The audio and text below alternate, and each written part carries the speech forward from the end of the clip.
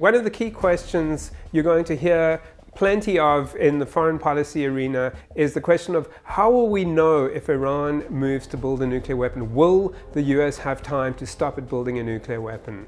Here's what you need to know.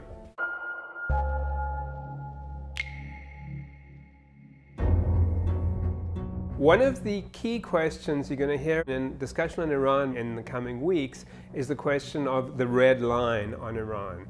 When the US would consider taking military action to stop Iran's nuclear program. For the Obama administration, it's been very clearly stated by the president, the red line for Iran is acquiring a nuclear weapon, the ability to field nuclear weapons. The Romney campaign has used a slightly different formulation, at least different language, stopping Iran from acquiring nuclear weapons capability. If Governor Romney wins the presidency, it certainly remains to be spelled out exactly how the new administration would define the question of nuclear capability. In the way that the Israelis in particular, who've been pressing the US to take a tougher stand, use the term, they mean the capability to build a nuclear weapon.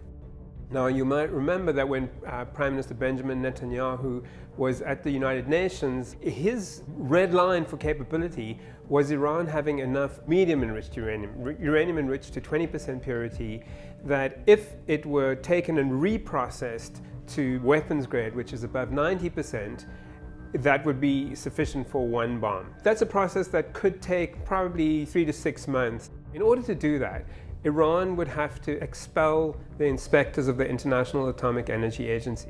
The process of miniaturizing that uranium into something that could fit on top of a warhead, it might take Iran a year or more to actually get to that point.